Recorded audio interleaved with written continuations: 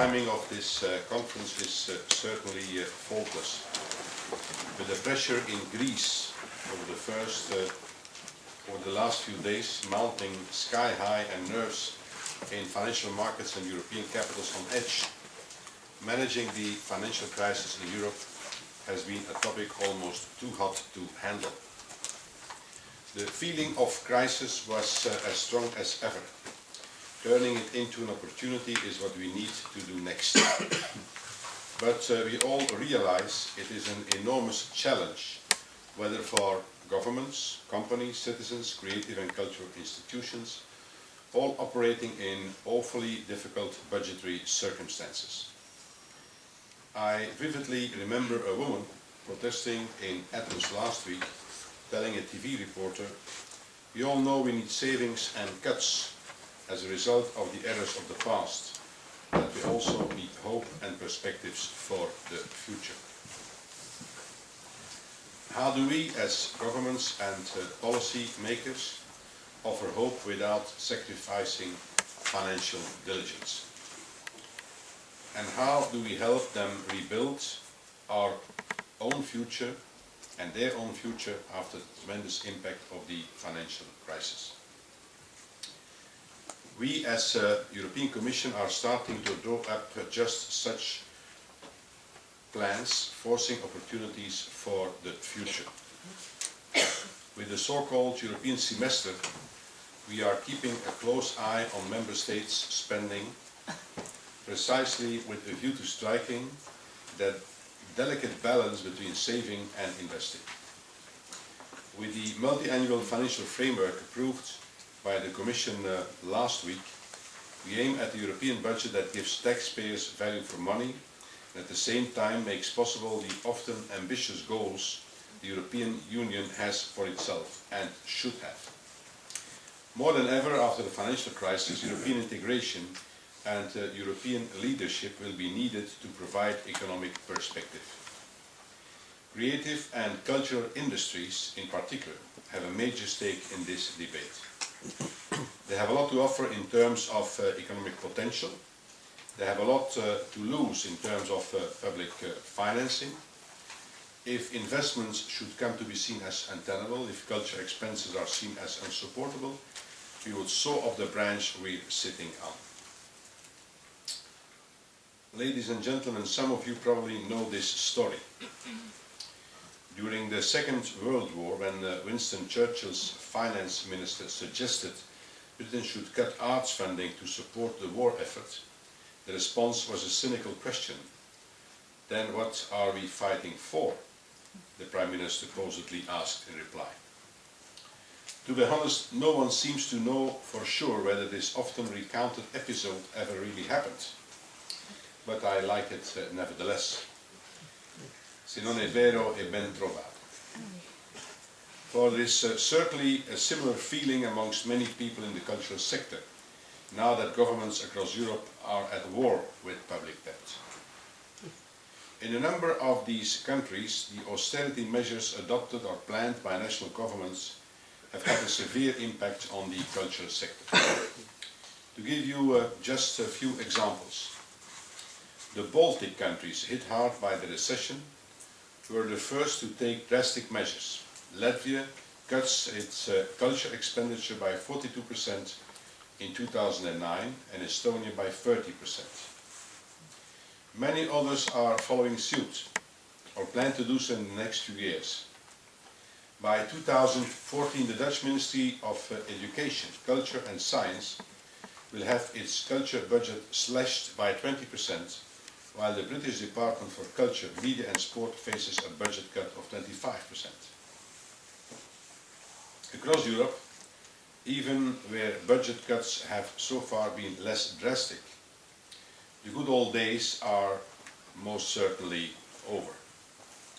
Tremendous pressure on public budgets has forced cultural organizations depending on government support to prove more than ever how and where they guarantee value added. It's also pushing cultural and creative industries to seek new ways of financing, of attracting private funds and investments by showing more than ever what they're worth in economic terms. And there is value added in the cultural sector, that is beyond doubt. Culture and creative industries play a major role in the economy of the European Union. EU Commission studies have found that the culture and creative industries account for 4.5% of total EU GDP and employ some 8.5 million people. They can certainly make a major contribution to future economic growth, jobs, innovation and broader goals aimed at fostering strong and cohesive communities. If in line with the Europe 2020 strategy designed by the European Commission last year, we want Europe to achieve smart, sustainable and inclusive growth in the years to come, we must come up with creative and innovative solutions to the problems Europe is facing. Europe 2020 is a bold strategy with ambitious targets to put Europe back on a long-term growth path. It aims at tapping into Europe's potential for innovation to achieve smart, sustainable and inclusive growth. It's about getting the framework right, which becomes even more important when public money is scarce. Europe 2020 is not sector-specific. But if we look at the flagship initiatives in Europe 2020, we can see that culture and the culture and creative industries are firmly embedded in some of them, in particular in the digital agenda, the innovation union and our industrial policy for the globalization era. Culture and creative sectors are not only essential to Europe's cultural diversity, they're also one of the most dynamic sectors of Europe's economy. They build on the only natural resources Europe has, brains. And they are still a part of the economy in which Europe is clearly a global leader. Just an anecdote. Despite all the talk and fear of emerging economies taking over the world, lock, stock and barrel, there is some frustration in China with the fact that they don't succeed enough in capturing the high end of the market in most sectors. Certainly in the creative and cultural sector that seems to be the case. Most of us here today will be wearing something made in China, but how many of you are wearing clothes that are designed and marketed by Chinese? There was one promising attempt recently with vintage Chinese sports sneakers called Feiyue, Chinese for flying forward, which were redesigned and professionally branded, supported by a campaign including hip US movie star Orlando Bloom wearing them, articles in Elle Fashion magazine and so on. But there was only one problem. The company now creating, upgrading, designing and selling the decades-old classic Feiyue shoe is French, causing the Chinese to complain of copyright violations. It's true, I'm not saying I condone it, of course, but it's interesting to see the boot is on the other foot for once, so to speak. And it does say something for the European talent and flair for success in the creative industries. But talent and flair are not enough. And the industry has met with a number of serious structural challenges recently for which they need our support. Although, as you know, the main responsibility for policy and funding in the field of culture lies with the member states at national, regional or local level, there is scope for European intervention. In this context, I see three main challenges ahead of us. First, the market context for cultural works is highly fragmented along linguistic and cultural barriers. This hinders the circulation of works and professionals and limits critical mass. Second, globalization and digitization are seriously affecting the way in which cultural goods are made, managed, disseminated, accessed, consumed and monetized. They offer great opportunities, but they also require knowledge development and investment. The sector needs support to adapt to these technological changes and new business models. And Europe must make a greater use of its immense culture assets on the world scene. Thirdly, and most importantly, the sector faces a challenge in terms of access to financing. Music, books, films, or are considered high-risk businesses where every new product is in a sense a prototype. The situation must be improved. Banks need to build up expertise in this sector, and the sector needs to build up its capacity to sell what it has to offer to banks. The cultural sector itself, consisting mainly of SMEs, also needs to build professionalism in its approach to finance. Recent research commissioned by the European Commission pointed out the short-term span of financial planning in the culture and creative industries, with only 4% of entrepreneurs having a financial forecast of up to 5 years.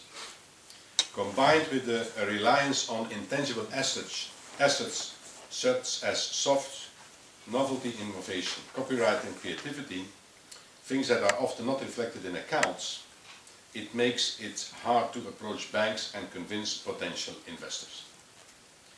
Public sector funding, the report said, is often more accessible to the core cultural institutions, so that cultural and creative industries as a whole are on the lookout for new sources to add to self-financing, which for them remains the main source of capital. Tax credits and fiscal exemptions, business angels, venture capital and innovation vouchers could all provide interesting avenues to pursue. Ladies and gentlemen, the million-dollar question in the debate about finance in the creative sector is still, of course, what about culture's invaluable contribution to society at large? That is a classic public goods problem the cultural sector needs to try to overcome, that we as politicians have to try to overcome. Because we know for a fact that whereas one talented fashion designer can provide jobs for a wealthy small or medium-sized enterprise, 6 of them together can change the very image of a city the size of Antwerp.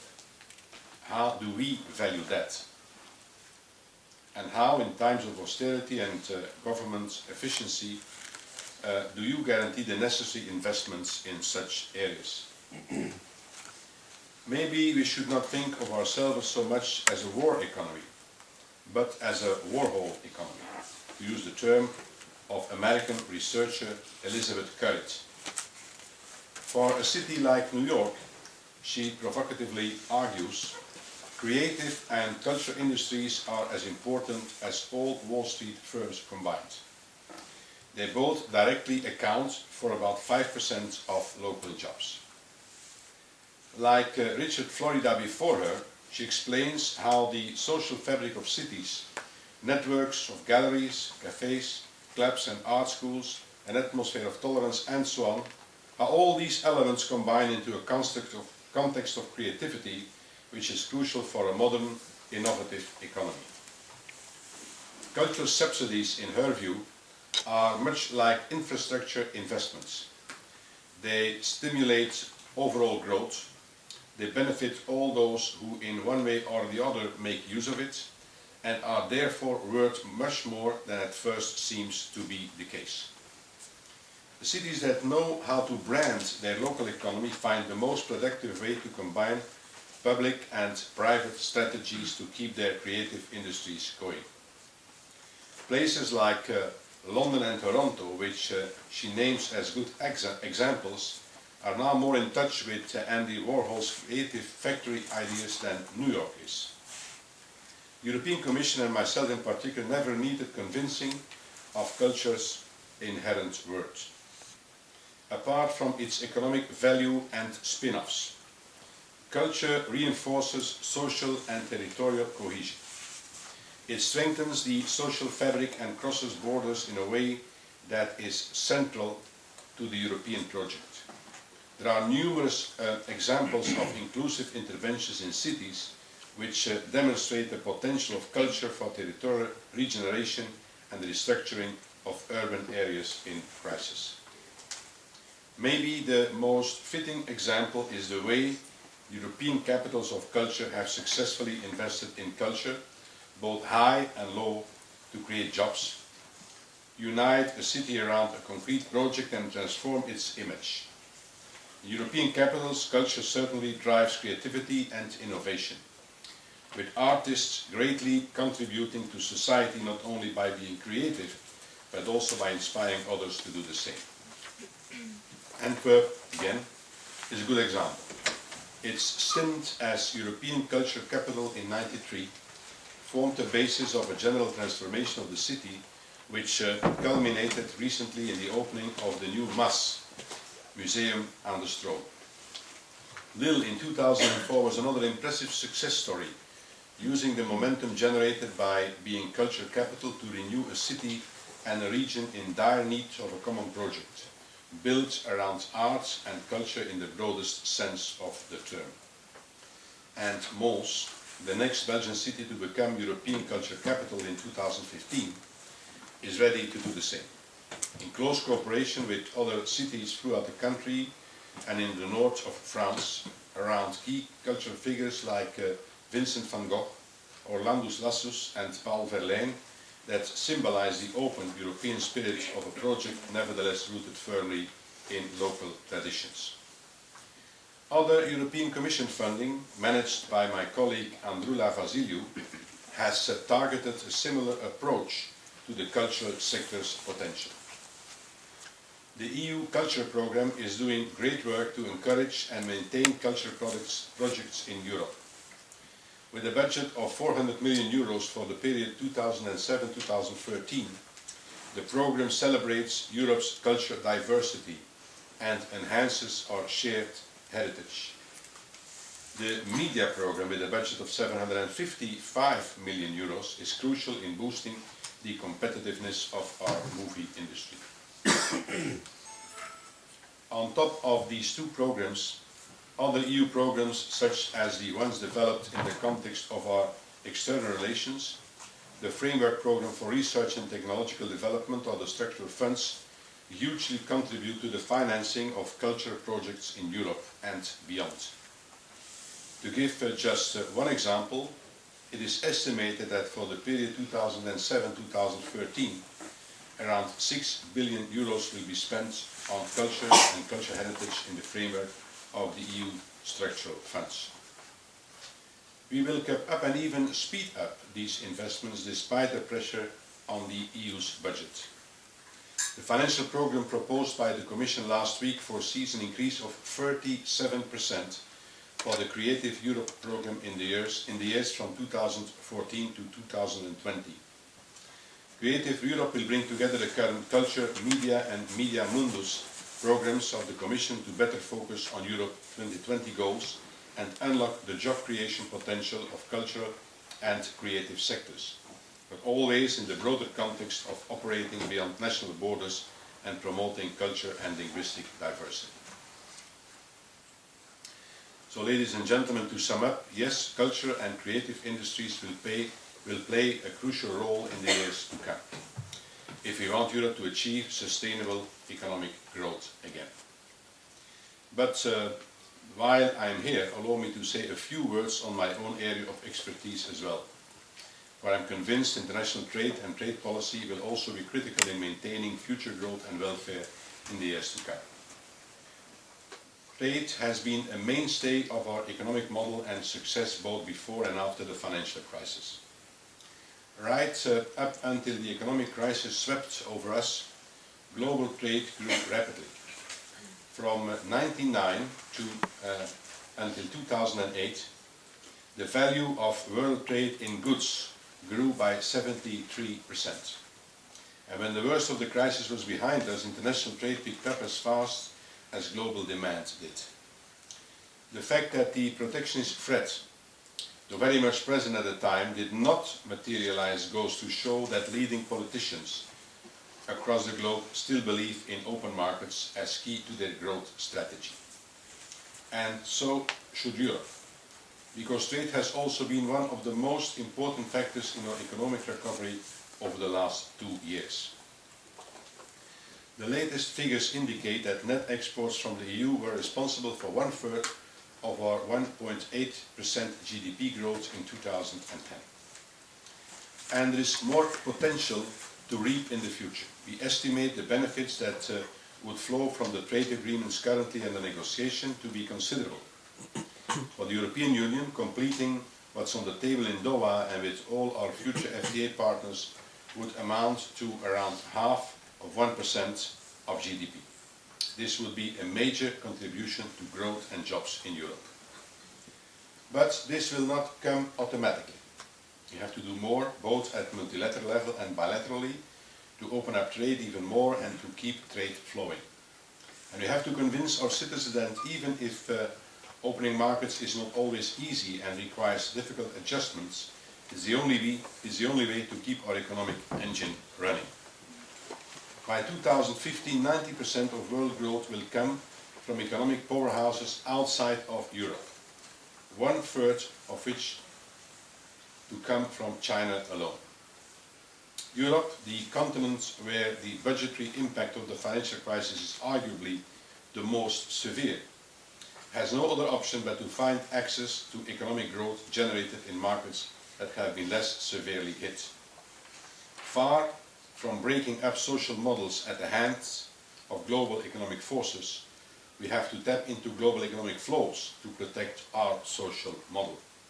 That, to me, is what trade is all about. So we need growth, we need trade, we need cultural organizations and creative industries, but the combination of these has always been fodder for intense debate.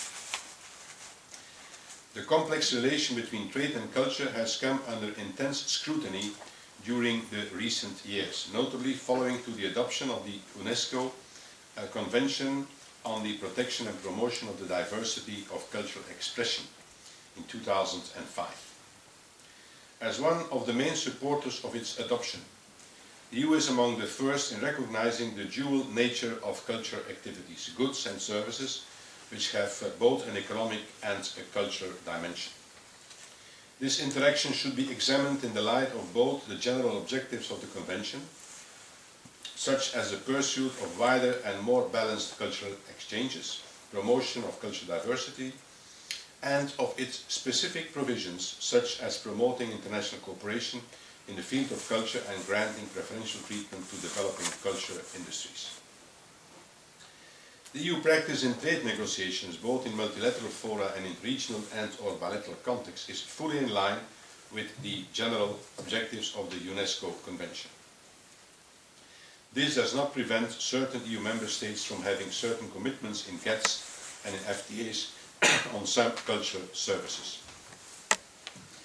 As far as audiovisual services are concerned, the EU, together with many other WTO members, has refrained from making specific commitments on market access and national treatment in the audiovisual sector, and has notified exemptions from the application of the most favoured nation rule in order to allow for the development of national policies for preserving cultural diversity as well as meaningful cultural cooperation with third countries.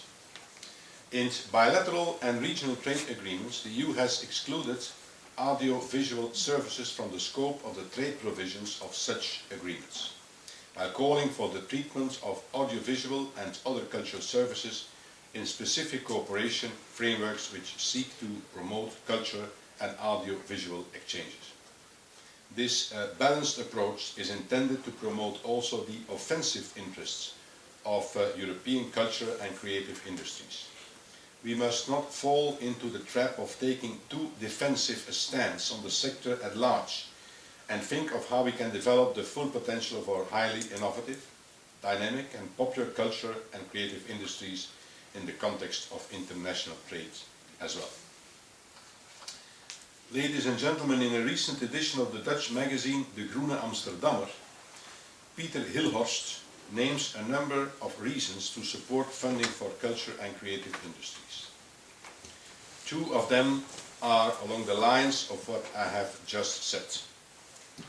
First, the bombastic one.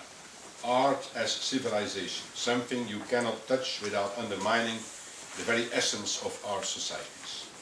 There is a lot to be said for that, but the concrete implications are not always that clear-cut. Even in the Netherlands, he argues, public spending will continue to be at the level of 2005. Were we barbarians in 2005, he asks. The second reason is pragmatic. Art as a means to an end, whether that end is economic growth, social progress, or regional integration, and so forth. Again, as a line of defense, it is suboptimal, because what happens if there are other, cheaper ways to achieve the same ends? But there is a third way to look at it, he argues. To see art as an end in itself, a core characteristic of being human, an ability to create something from nothing, to express ourselves and reach out to others.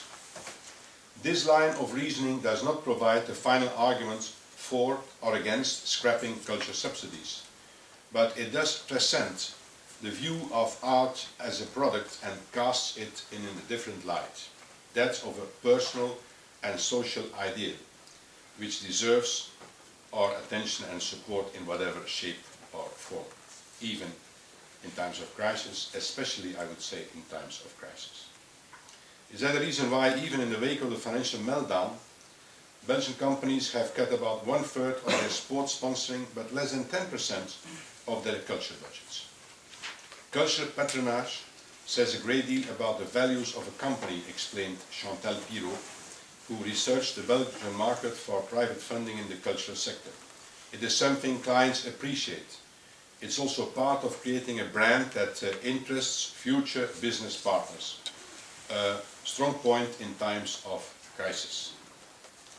Regardless of the public-private funding debate, the way we deal with culture says a great deal about the values of a government or a politician as well, about the often intangible ideals we pursue by tangible political initiatives, about what are we fighting for, to quote Churchill again.